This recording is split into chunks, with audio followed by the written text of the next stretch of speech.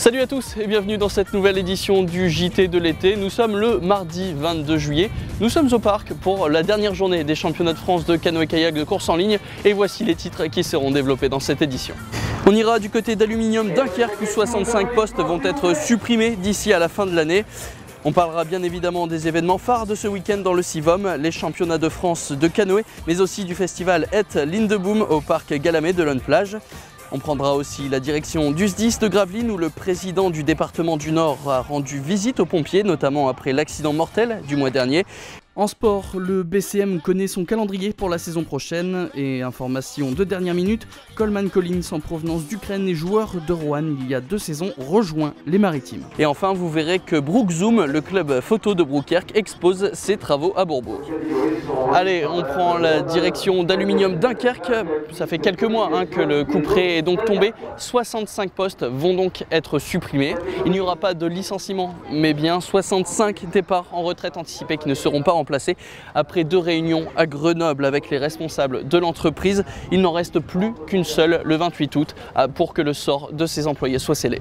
On peut dire que le climat est quand même tendu puisque la direction reste campée sur ses positions et veut à tout prix mettre en place son plan social.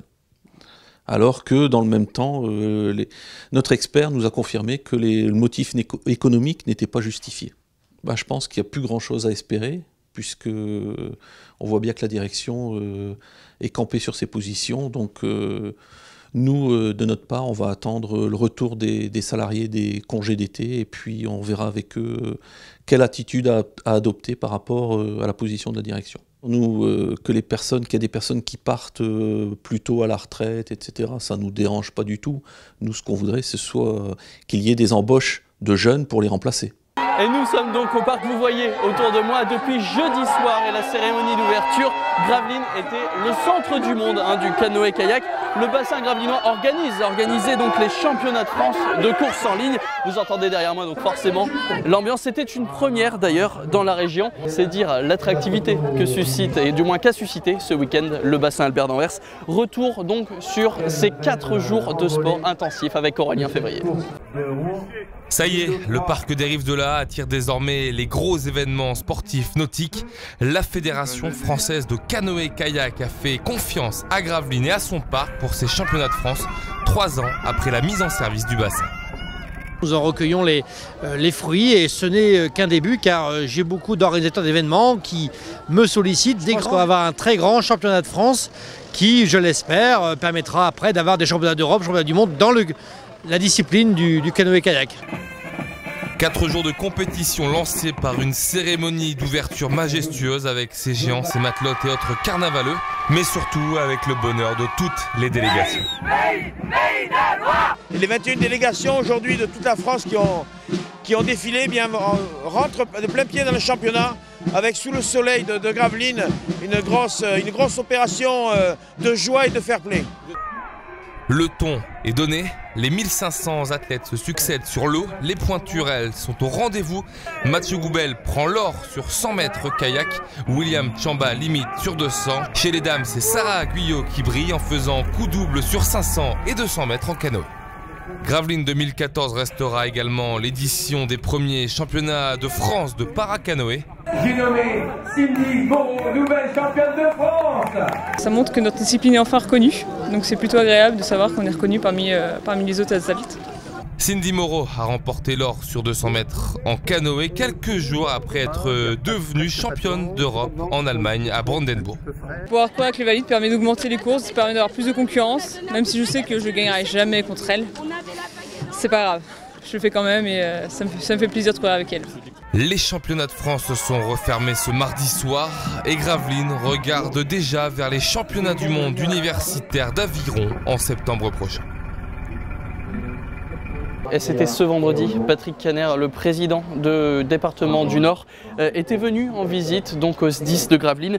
Il en a profité pour se rendre compte du bon fonctionnement de la caserne. Mais cette visite, c'était aussi la première depuis le terrible accident survenu en juin dernier. Aurélien Février, Cédric Alloy. Toute la caserne de Gravelines est prête pour recevoir Patrick Caner. Le président du conseil général a voulu se rendre au centre d'incendie et de secours de la ville. Dans le cadre de mes visites d'été, comme président de conseil général, j'ai demandé à ce que systématiquement il y ait la visite d'un centre de secours. C'était une envie de sa part car désormais les casernes font partie des compétences du département à l'image des collèges. À Gravelines, le bilan est bon. C'est un centre qui a maintenant une trentaine d'années, mais qui est extrêmement bien entretenu. Nous avons là un patrimoine de véhicules tout à fait remarquable et adapté aux besoins du SDIS, de ce centre de secours en l'occurrence. Une visite qui tenait donc à cœur au président du département du Nord, mais également à l'ensemble de la caserne.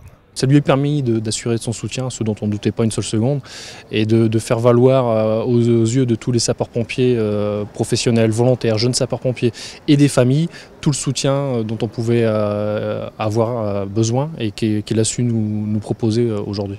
Et cette venue à Gravelines a également permis à Patrick Caner de rencontrer les victimes de l'accident de car survenu en juin dernier à Lonne-Plage. Et le reste, faites-moi bien. Bonjour. Bon, avec le temps. Chaque victime aura eu une attention particulière. Parmi elles, on retrouve Christophe Palladino. Le caporal-chef volontaire a perdu sa femme dans l'accident. Il attend avec impatience la vérité.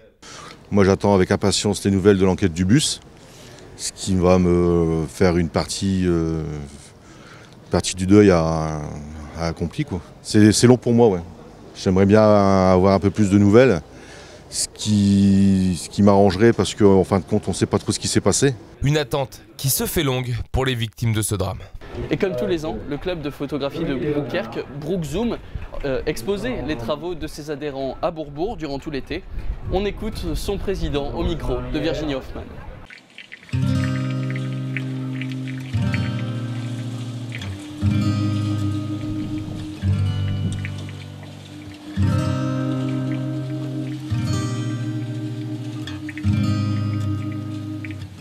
L'exposition, c'est tous les ans.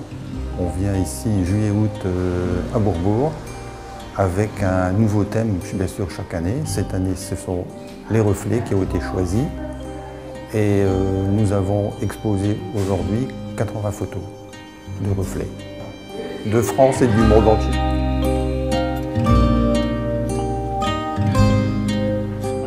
Alors les reflets, ils sont différents, bien sûr. Il y a des reflets dans l'eau. Il y a des reflets de lumière sur l'église, le cœur de lumière de Bourbourg. Il y a des reflets donc sur les enjoliveurs, sur les instruments de musique. Dans la période de carnaval, c'est très riche pour les photos de reflets.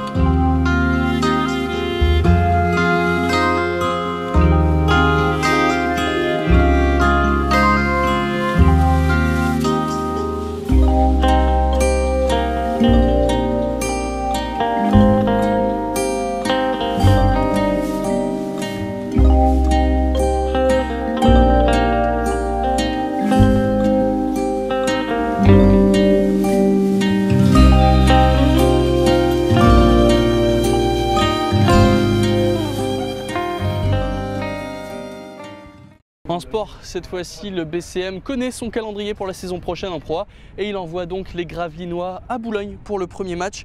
Aurélien Février a été à la rencontre d'Hervé Bedlem, le directeur exécutif du club.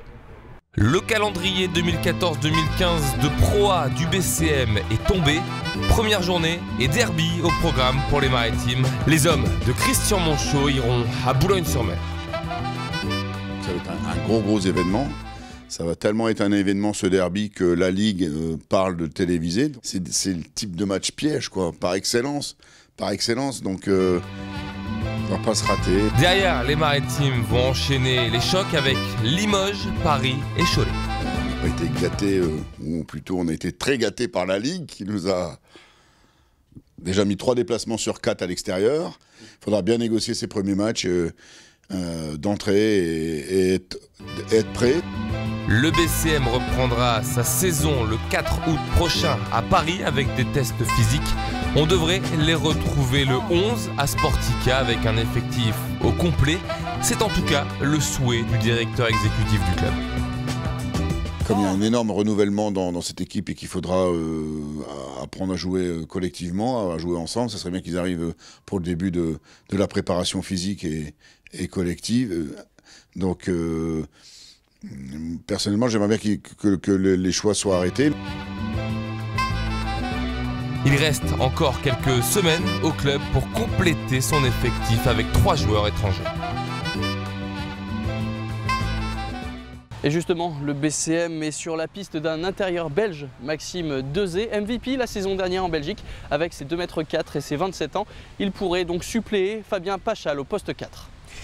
Et avant donc de se quitter, on va faire un tour à Lone Plage du côté de l'autre gros événement de ce week-end, le festival Et Lindeboom.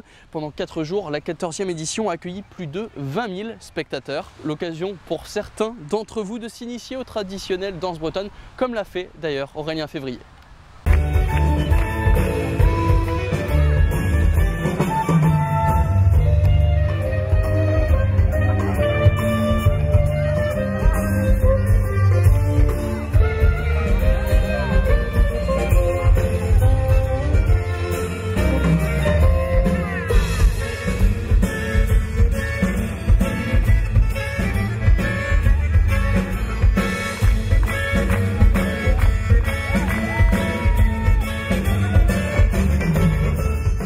Voilà, c'est la fin de ce journal. Merci à tous de nous avoir suivis. Prochaine édition, ce sera jeudi à 18h30, bien sûr, sur Delta TV. Merci à Cédric Alloy, Virginie Hoffman et Aurélien Février de m'avoir aidé à préparer cette émission.